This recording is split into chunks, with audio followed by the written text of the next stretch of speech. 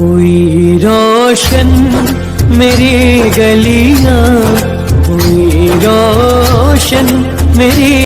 तो देखिए, हमने आभ्यंतर प्रयत्नों के बारे में अध्ययन कर लिया था।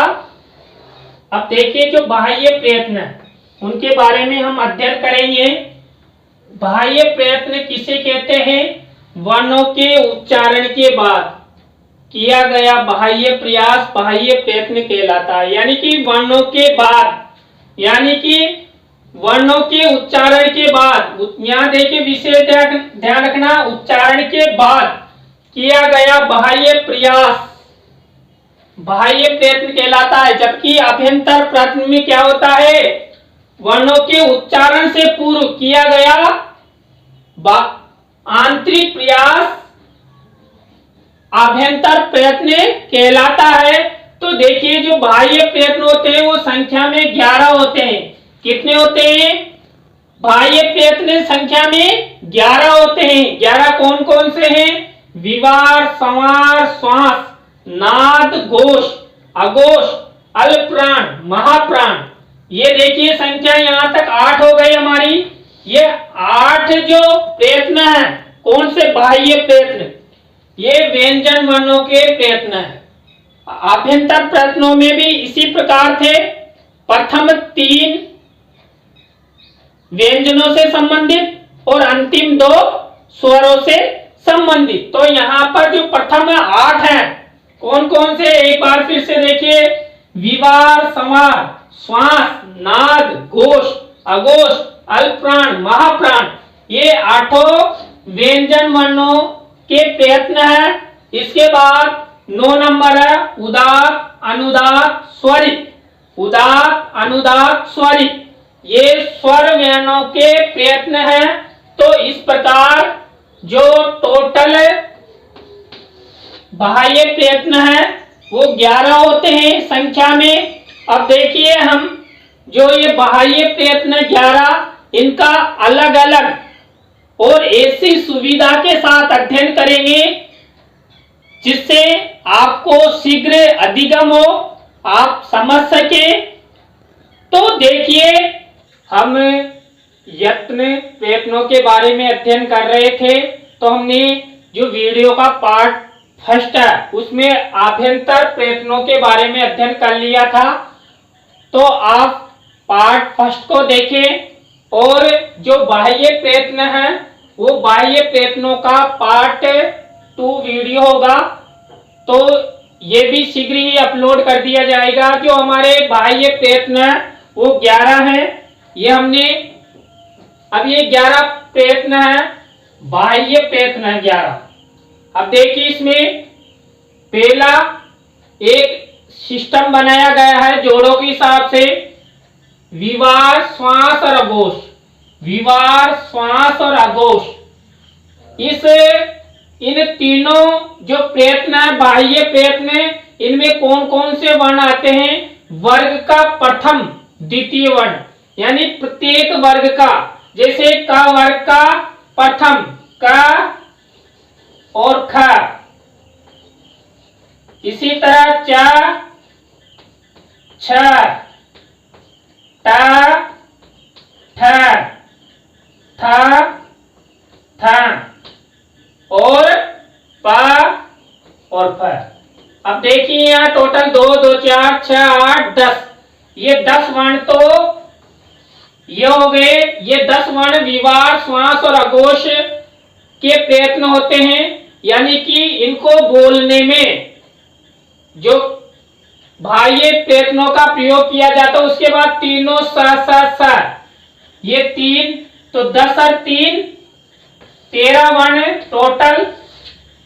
उसके बाद विसर्ग, तो विवार, श्वास और अघोष, इसमें हम 13 वर्णों का उच्चारण करते हैं। और 13 जो वर्ण है वो बाह्य प्रयत्नों के सहयोग से इसके अंतर्गत विवार, श्वास और अघोष जो प्रयत्न है उसके द्वारा बोले जाते हैं। इसके देखिए, एक संस्कृत में जो विवार, श्वास और अघोष ये बाह्य प्रयत्न है, इसका हमारी लघु सिद्धांत कौमुदी में एक सूत्र है, खरो विवाराः श्वासा अघोषाश्च। खरो विवारा श्वासाः अघोषाश्च। तो देखिए इसमें विवार आ गया, श्वास आ गया, अघोष आ गया। अब ये जो खरो यानी कि जो खर प्रत्याहार है हमारा, खर प्रत्याहार के जितने भी वर्ण आते हैं वो सब विवार, श्वास और अघोष में प्रयत्नों, बाह्य प्रयत्नों के अंतर्गत आते हैं। पहला देखिए खर प्रत्याहार में ख, फ, छ, ठ, थ, च, ट, त, क, प, श, स, यानी ये 13 वर्ण खर प्रत्याहार में आते हैं। और आपसे ऐसे भी पूछा जा सकता है कि खर प्रत्याहार में कौन कौन से वर्ण आते हैं, तो खर प्रत्याहार में ये 13 वर्ण आते हैं। और ये 13 वर्ण का बाह्य प्रयत्न कौन कौन से हैं, तो विवार, श्वास और अघोष। विवार, श्वास और अघोष बाह्य प्रयत्न, इनमें ये 13 वर्ण का उच्चारण किया जाता है, यानी उच्चारण बोलने में प्रयास किया जाता है। अब देखिए इसके बाद समार, नाद, घोष, 3 ये हमने पढ़ लिए। और समार, नाद और घोष, इसमें वर्ग का तृतीय, देखिए यहां पर वर्ग का प्रथम अक्षर था, तो वर्ग का तृतीय अक्षर, चतुर्थ और पंचम वर्ण, यानी कि अब देखिए तृतीय ग, घ, न, छ, ज, झ, ण, ड, ढ, न,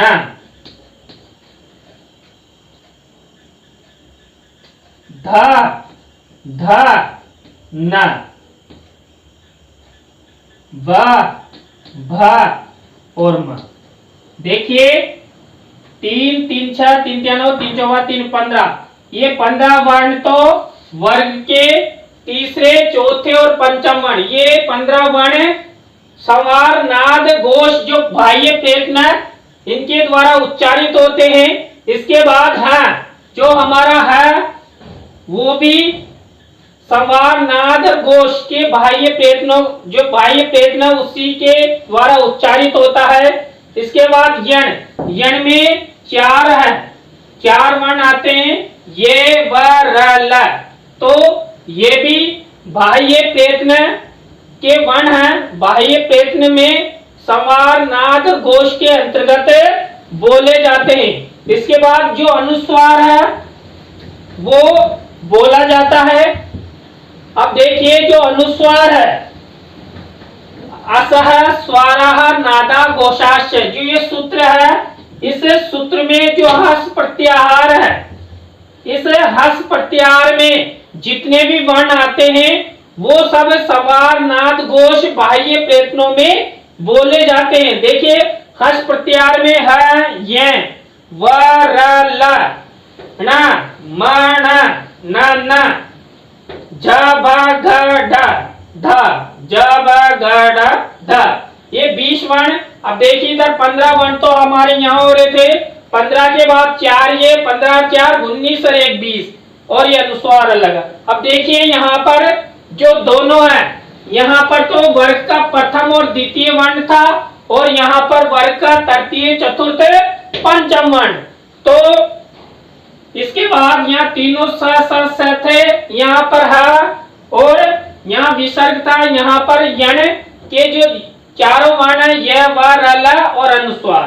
तो इस तरह है जो बाह्य प्रयत्न है, इसमें जो बाह्य प्रयत्न 11 हैं, 11 में से जो 6 हैं, 6 में से विवार, श्वास और अघोष का इधर अध्ययन किया, और संवार, नाद और घोष का अध्ययन हमने यहाँ किया।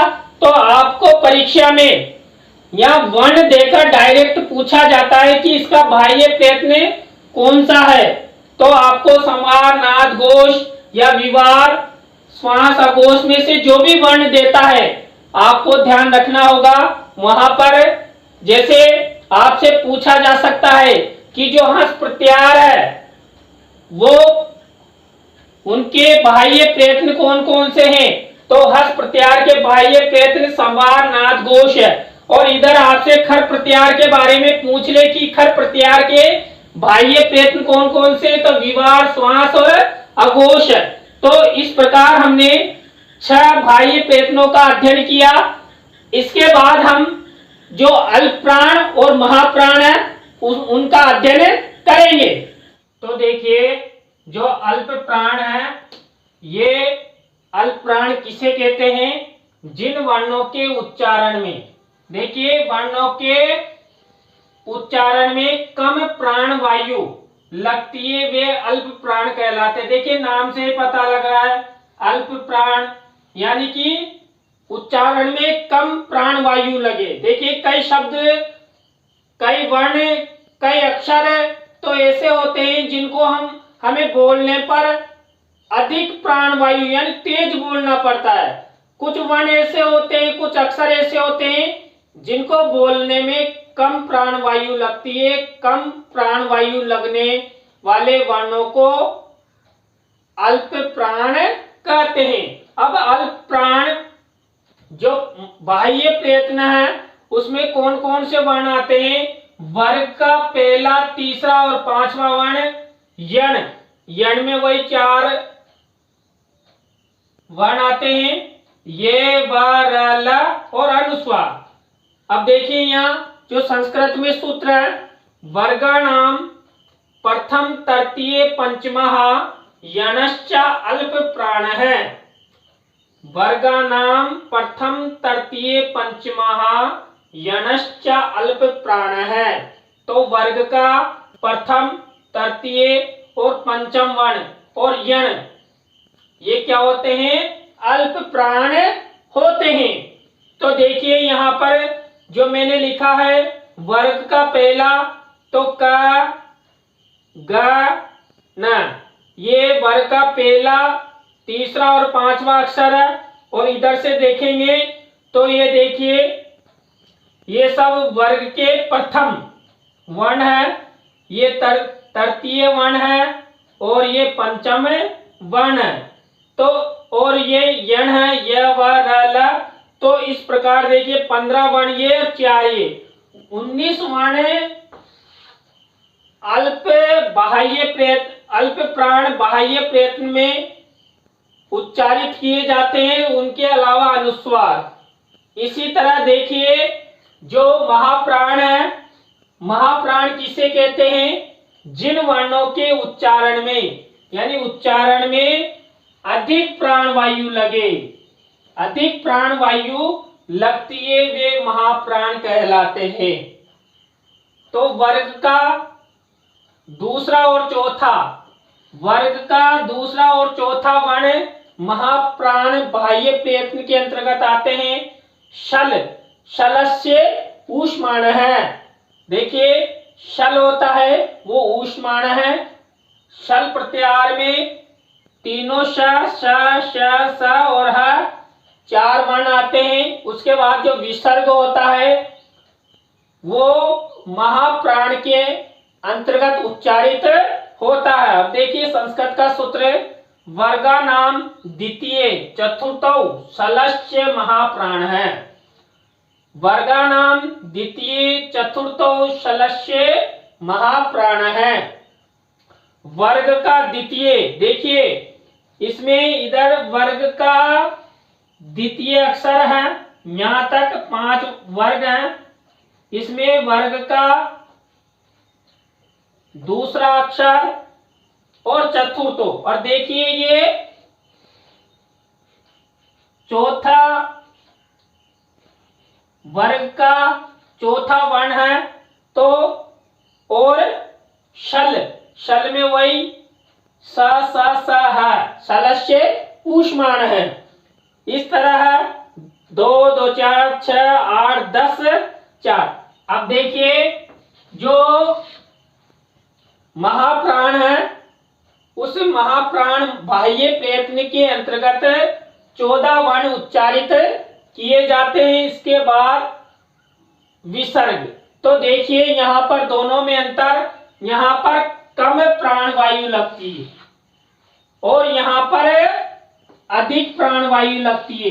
देखिए परीक्षा की दृष्टि से अति महत्वपूर्ण बनता अल्प प्राण और महाप्राण में अंतर है। अब मान लीजिए आपके 4 ऑप्शंस में कम प्राणवायु और अधिक प्राणवायु, तो एक ऑप्शंस में दे दे और अन्य ऑप्शंस दे दे, तो आपका उत्तर अधिक कम प्राणवायु और अधिक प्राणवायु। और इनमें से जो वर्ण है, मान लीजिए श वर्ण दे दे कि श वर्ण का बाह्य प्रयत्न कौन सा है, तो देखिए श वर्ण का बाह्य प्रयत्न महाप्राण भी है और इसके अलावा भी और भी बाह्य प्रयत्न है। तो आपसे महाप्राण के अंतर्गत कौन कौन से वर्ण आते हैं, शल प्रत्याहार कौन से बाह्य प्रयत्न के अंतर्गत आता है, तो इस तरह आपसे प्रश्न पूछे जा सकते हैं। तो हमने बाह्य प्रयत्नों के अंतर्गत अल्प प्राण और महाप्राण के का अध्ययन किया। अब देखिए इसके बाद उदात्त, अनुदात्त और स्वरित का अध्ययन हम करेंगे। अब देखिए जो उदात्त, अनुदात्त और स्वरित जो बाह्य प्रयत्न है, ये 9, 10 और 11 नंबर के हैं। तो उदात्त, अनुदात्त और स्वरित, देखिए ये स्वर यानी अच वर्णों के होते हैं। जो उदात्त, अनुदात्त और स्वरित बाह्य प्रयत्न है वो अच वर्णों से संबंधित होते हैं और अच संस्कृत वर्णमाला में अच 9 है, अ, ई, उ, री, री, ए, ओ, आई, औ। इस प्रकार 9 अच है। अब देखिए इनके हमारी संस्कृत में इनके सूत्र दिए हुए उदात्त, उच्चेरुदात्त है, अनुदात्त, अनुदात्त, निचेरुदात्त है, अनुदात्त। इसके बाद स्वरित, समाहार स्वरित। देखिए इनका संधि विच्छेद करेंगे। जो स्वर होते हैं ना 3 प्रकार के होते हैं, स्वर 3 प्रकार के होते हैं, उदात्त, अनुदात्त और स्वरित। उदात्त, अनुदात्त और स्वरित यानी कि ये स्वरों के प्रकार हैं जो संस्कृत वर्णमाला चलती है, इनमें ये स्वरों के प्रकार कहे जाते हैं, उदात्त, अनुदात्त और स्वरित। तो इस तरह हमने जो बाह्य प्रयत्न है इन 11 उनका अध्ययन किया। और देखिए अब हम जो संस्कृत वर्णमाला है उसमें जो वर्ग के प्रत्येक वर्ण है, यण है, उनका प्रयोग कौन कौन से बाह्य प्रयत्नों में किया गया, इसके बारे में हम अध्ययन करेंगे। हाँ तो देखिए जो यत्न और प्रयत्न थे उनके अंतर्गत जो हमने बाह्य प्रयत्नों का अध्ययन किया था, बाह्य प्रयत्न 11 होते हैं। तो देखिए जो हमारी जो संस्कृत वर्णमाला है, संस्कृत वर्णमाला में 33 वर्ण है, 33 व्यंजन है और 9 स्वर है। तो देखिए ये जो 33 व्यंजन और 9 स्वर जो हमारे माहेश्वर सूत्र हैं, माहेश्वर सूत्रों के अनुसार है, सूत्रों के अनुसार। तो देखिए यहाँ जो 11 बाह्य प्रयत्न है, तो प्रत्येक जो वर्ण है और स्वर है उनका कौन कौन सा बाह्य प्रयत्न होता है उसके बारे में अध्ययन करेंगे। तो देखिए जो वर्ग का प्रथम वर्ण कौन कौन सा होता है, तो देखिए वर्ग का पहला का, च, टा, टा और प, 1, 2, 3, 4, 5, ये 5 वर्ण वर्ग के प्रथम अक्षर होते हैं प्रथम वर्ण होते हैं। तो देखिए जो बाह्य प्रयत्न ये विवार, श्वास, अघोष और अल्प प्राण में बोले जाते हैं। यानी कि जो वर्ग का प्रथम अक्षर है, वर्ण है, उसको जो का, च, टा, ता और पा है, उसको हम विवार, श्वास, अघोष और अल्प प्राण के अंतर्गत उच्चारित करते हैं। इसी प्रकार जो वर्ग का द्वितीय अक्षर है, द्वितीय अक्षर ख, छ, ट, थ और प, फ, तो इन पांचों वर्णों को हम विवार, श्वास, अघोष और महाप्राण के अंतर्गत बोले उच्चारित करते हैं। तो आपको समझ में आ गया होगा कि वर्ग का प्रथम अक्षर तो विवार, श्वास, अघोष और अल्प प्राण के अंतर्गत उच्चारित होता है, और जो वर्ग का द्वितीय वर्ण है वो विवार, श्वास, अघोष और महाप्राण के अंतर्गत उच्चारित होता है। इसी प्रकार देखिए जो वर्ग का तृतीय वर्ण, जो वर्ग का तृतीय वर्ण है वो संवार, नाद, घोष और अल्प प्राण बाह्य प्रयत्नों में उच्चारित होते हैं। तो वर्ग का जो थर्ड अक्षर है ग, ज, ड, ध और ब,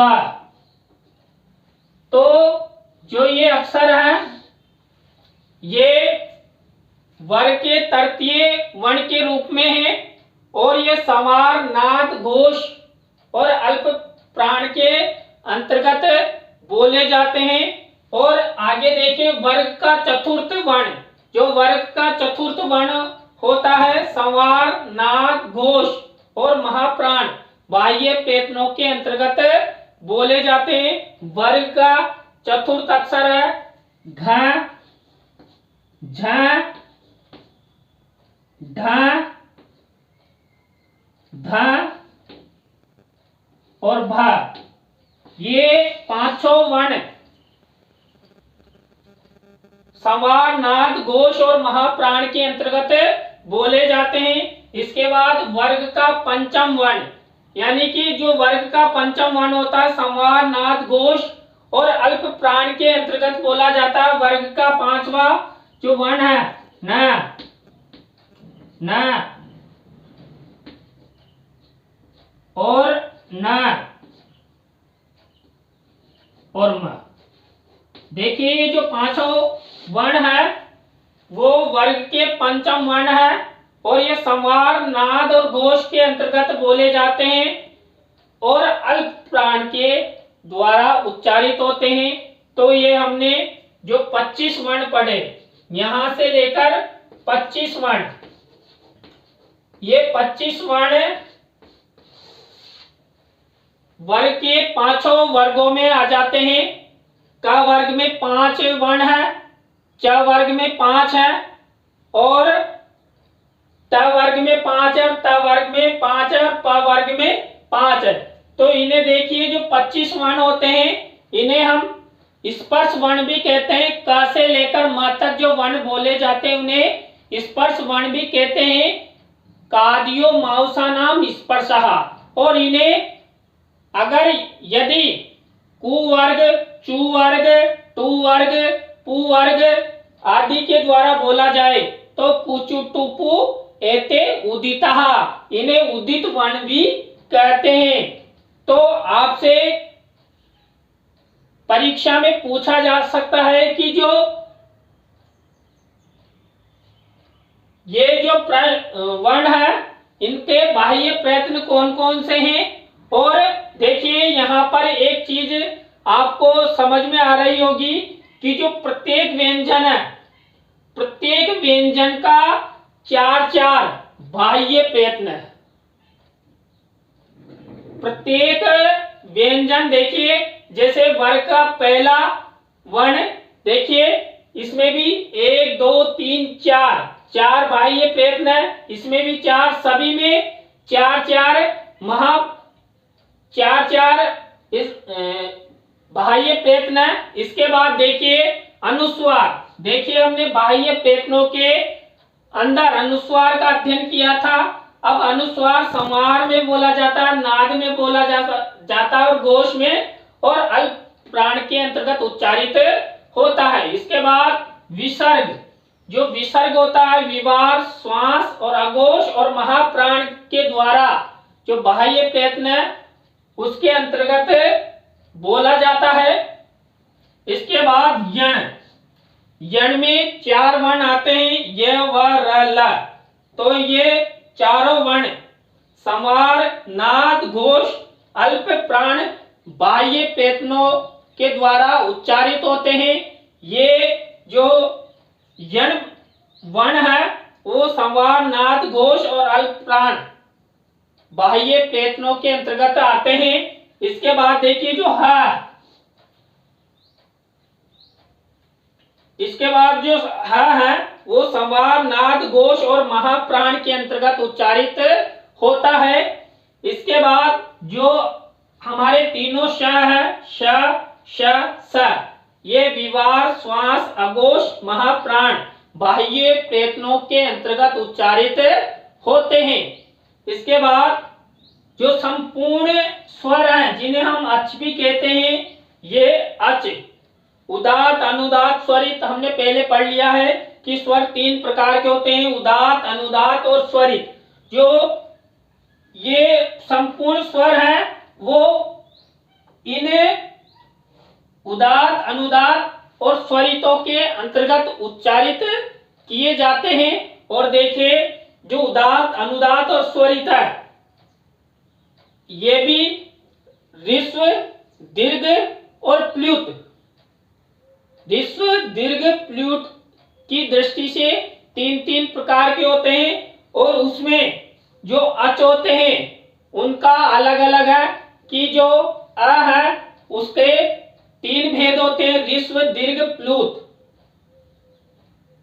आ के, ई के